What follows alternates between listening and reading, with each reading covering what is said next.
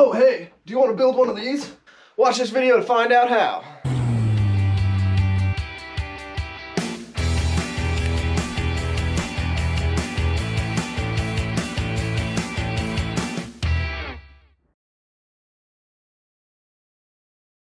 One challenge with performing this task with any tool, other than the correct tool, which would be a lathe or a planer, is preventing any twist, as over a small distance it's unnoticeable. But if you're putting this up on a campus board, that can cause a substantial difference in mounting. You're hanging, it's flat, not flat over here. Ah! Most table saws will come with a guide, but if all you have is a circular saw, you can make a little jig out of two 2x4s to make an L. And it's pretty straightforward. Once you have a circular saw, preferably the table saw, if you don't have one, find a friend who does. You're just going to run it through, take a small amount off with that blade as high as you can to get the middle point on the wood. Now, if you've done this first part, making the flat edge correctly, the second part, especially if you don't have a drill press, is a whole lot easier. And that is putting some holes into these dowels, so those screws will go through this dowel and into your nice board. And once you've evenly marked out 4 screws per dowel, I recommend using a nail punch to get those holes started. And then, once you've got all your nail punch ready, use your pilot bit and start drilling.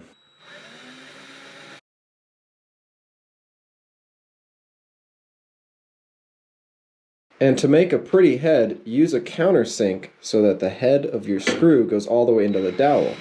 Not only will it look better, but it will protect your hand from the screw heads. Now, countersinking those screws is a bit of a mechanical thing in the sense that when you're gripping on here, if those heads of those screws aren't rounded or countersunk, you fall, you scrip, you're gonna cut your hand open.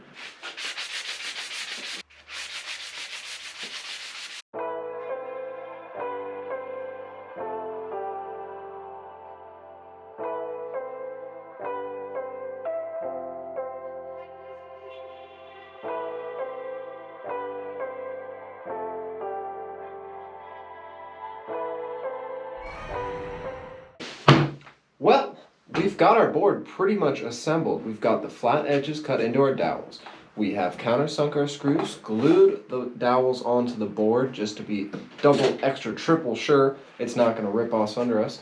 Now, all we have to do is create the angle on the mount. We're aiming for the 15 to 25 degree, counterlever climbing up.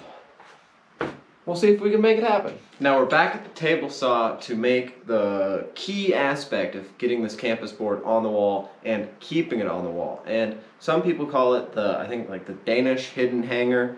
Pretty much you're just going to cut a 45-degree notch between a 2x4, and half of that 2x4 is going to get screwed to the wall, half of it's going to get screwed to the back of your campus board, and when you slide the campus board down on top of it, that's going to create a whole lot of mechanical resistance against the campus board pulling away from your wall.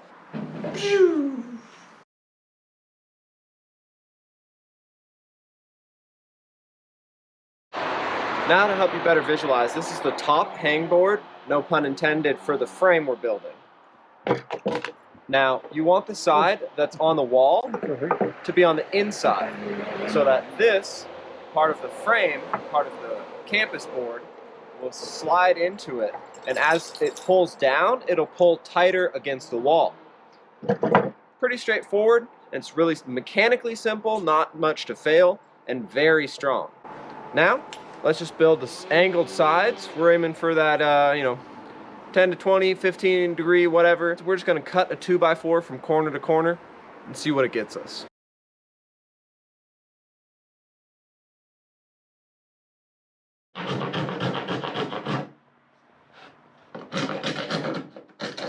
Now that we have everything cut to size, we're making sure everything's sanded down. It's going to fit together real nice. We're pre-drilling some holes.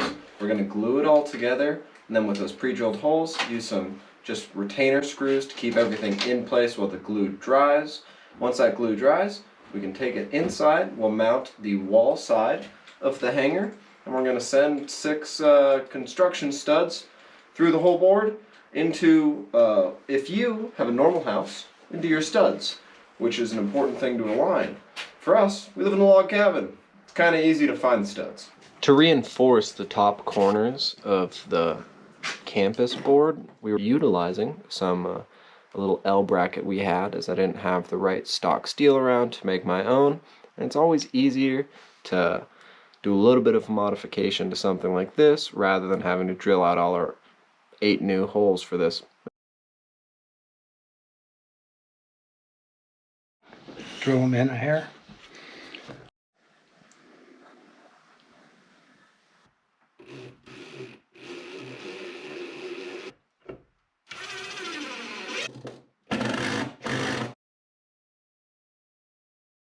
Alright, we've got the wall side of the Danish hidden hinge, or whatever this thing is called, mounted up.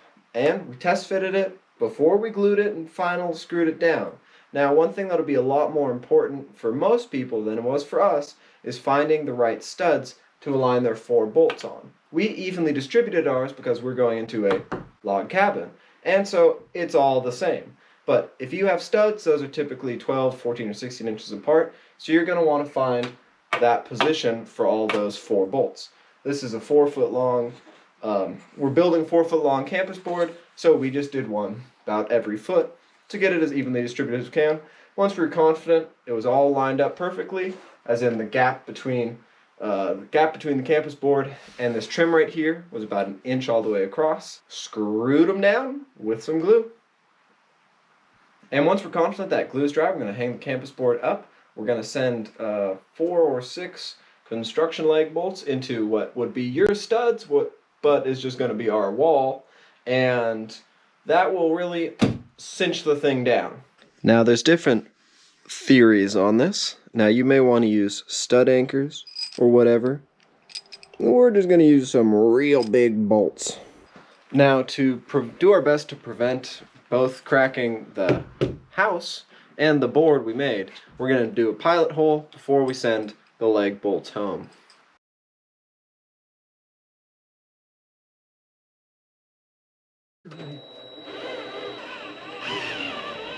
Don't do this at home. We're trained professionals and my insurance probably doesn't cover this.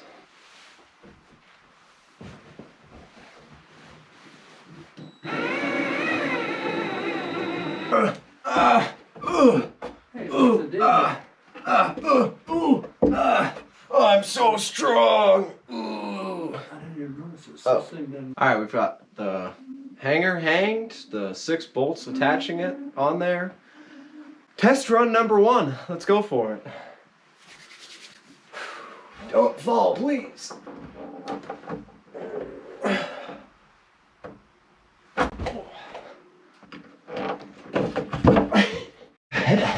I think just doing a bunch of pull-ups on just that thing. Test run 3. Let's see if I can even get to the second one.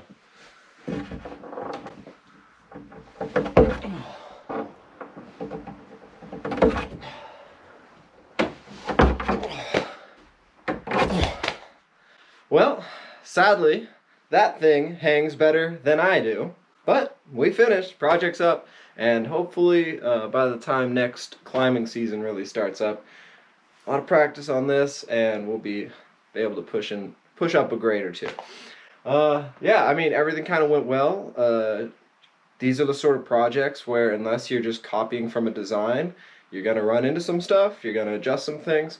We built those metal brackets to go over the top, just because we wanted to be a little bit more confident that the wood wasn't going to just rip out from us.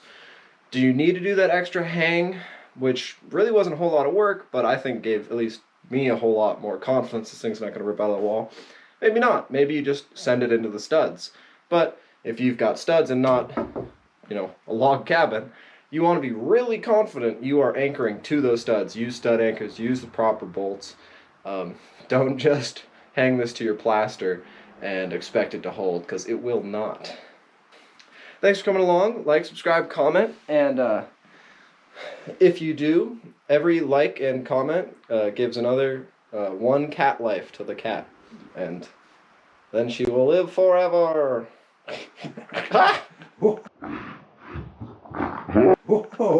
Follow me on Instagram at SomeGuy's Insta page. New videos every 1st and 3rd Monday of the month. Remember, if some guy can do it, and I can't actually do this, so good luck. Yeah. Yet.